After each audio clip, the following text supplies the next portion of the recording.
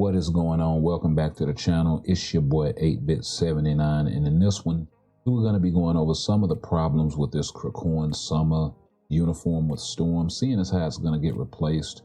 And other than the movement speed, which is atrocious in this uniform, the other thing that is a problem with her is survivability. Wind, rise up! Protect me! Her combo is 3, cancel 5, delay cancel 4. And you see she gets a lot of hits, 138 hits spread out amongst 3 targets. You see the combo is a little bit different on the main page. They want you to sprinkle in the 2 and the 1. You don't necessarily have to do that, but it does make the tier 3 and tier 4 ramp a little bit faster. What I normally do is do the 1 and the 2 after. And you kind of want to get those black clouds spawning and that sort of thing on the 5th skill in order for you to get all of the hits. But the other part that's the problem with Storm is the fact that she has 0 survivability in her kit. If you look at the uniform passive, she has 10% energy attack and 15% chain hit. So damage for her never really was the huge issue. If you look on the first skill, she has nothing on it, just some shock and paralysis, ABX stuff. The second skill, also ABX stuff, some silence on there, as well as some freeze and other stuff. She's got some all defense down on the third with 30% defense increase, and that's all the defenses that she basically has. She has 4 seconds of all damage immunity on the 3rd skill.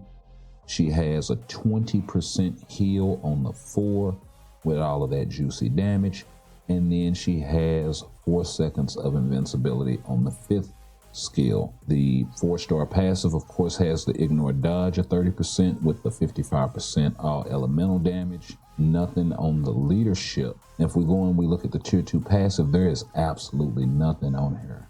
What the hell is even that? I think moving forward, this kind of has to change with Storm's uniform. They're going to have to put some sort of damage reduction or other means of survivability into this tier 2 passive. That's probably going to be the easiest way to fix her, or maybe something on another active skill. Like she needs something other than just the 50% skill damage, bonus damage. Additionally, if you look on the tier 3, she does have another 7 seconds of invincibility, but you have to get to it. She has some more ignore defense and ignore dodge, which is okay. And then you got the damage accumulation with some shock and paralysis there. And then if you look at the tier 3, the only thing that this really does is it ramps her damage accumulation, and it's damage accumulation on an elemental level because it's lightning and shield based. So we're going to take her into stage 9 of Black Swan. So you guys can see we do have her support along with Magneto's leadership, along with a CTP of Judgment on her. And what I normally do is 3 cancel 4, delay cancel, 3 cancel 5, delay cancel 4. With that slight delay. And then on the tier 3 rotation, I'll do the same rotation. And then during the middle of the 4th skill, I'll cast a 7 and then go directly into the tier 3, and then 3 cancel 5, delay cancel 4 again. Now, yeah, there are tier 4s that definitely do more damage. Actually surprised I was able to get out of that without getting hit. Couldn't cancel into the 7 right there.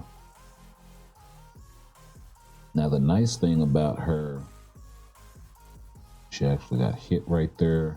Lucky I didn't get clapped. You can actually use the first skill because it does have some movement on it to reposition her. But you see, we're a minute and 30 in. Oh, yeah, cannot really tank a whole lot. Another pro tip for Storm is her co-op skill usually casts the, oh, did she get clapped? Oh, barely didn't. Dodge that.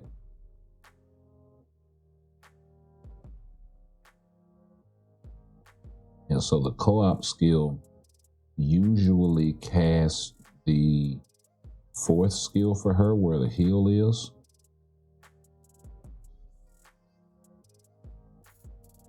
Which is actually pretty nice because you get a second heal.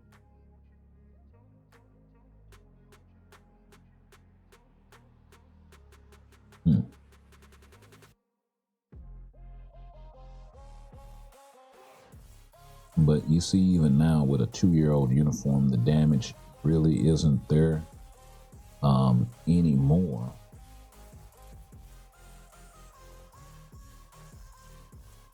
We're more than halfway through the fight and we're still not at the first phase. So one of the things I think they're gonna have to do is move her damage accumulation and maybe even rework her tier 4 skill altogether.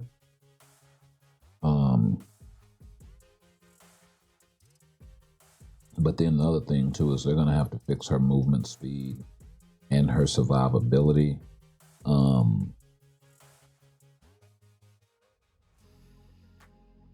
Ooh. It's close.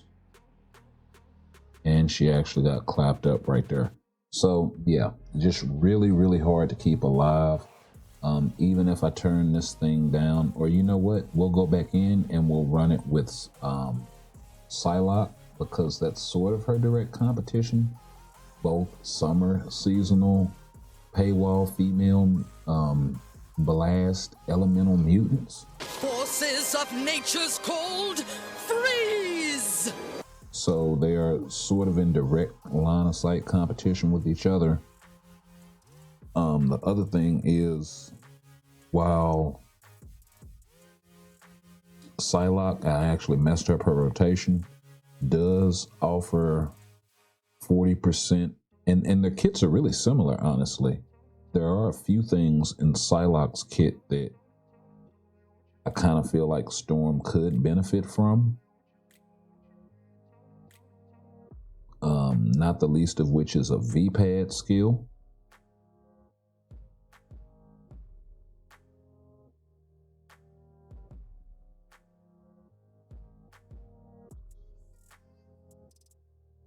I mean, look at that.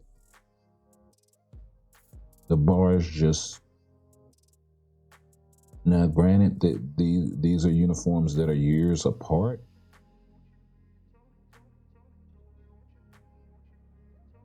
and Storm still does pretty good damage for a uniform that's that old. So I expect for the damage to come in the line, but the main thing is going to have to be the survivability and just the fun factor of the character. I mean, look at the bars. They're just melting away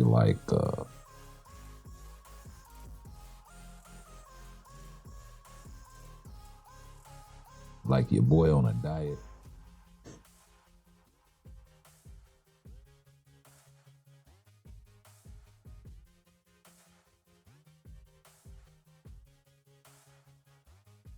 And almost the same rotation. Her rotation for Psylocke is 3, cancel 4, cancel 5. So almost the same exact rotation. Psylocke really doesn't have much more survivability in her kit than Storm does in terms of damage reduction. They both have chain hit. They both have comparable skill damage, bonus damage. They both have ignore dodge. They both have a ramp to their particular type of elemental damage. The only difference is Storm deals more than one type of elemental damage. So that's kind of no reason why there should be this big of a gap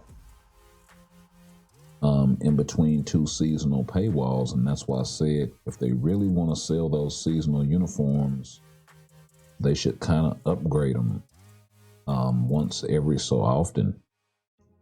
They've only done that once with Thanos, but you see the clear difference. There's just no comparison.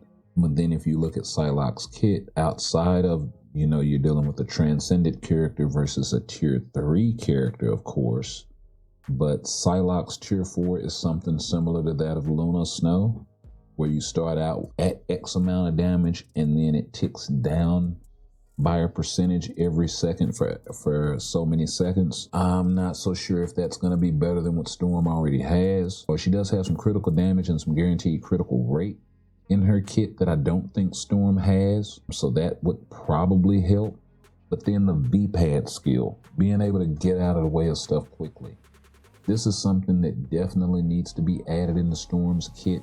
Considering that she can fly, I don't think it'll be really a difficult ask at all. And then you see the healing is even 10% more, and then the defense on the frenzy buff is 15% more, so that does kind of add up. The invincibility is a second longer with an additional damage proc. Stay back! Come on, sugar. Let's get you back to bed. I said stay back! So that kind of helps to ramp the damage a little bit on the skill that you're proccing on. If you look at Storm's 4th skill, it's completely naked outside of the heal. And then she even has some guard break immunity built into her kit, so she's difficult to guard break. So yeah, I think an overall more thought out kit. Like I said, they still have the ignore target dodge. She has much less skill damage, bonus damage. So, you can take that with a grain of salt one way or the other. But then if you come over here and you look at Storm's kit, like I said, she has the 50%. But that's all that's on there. She's got the ignore target dodge and the elemental damage, which is nice.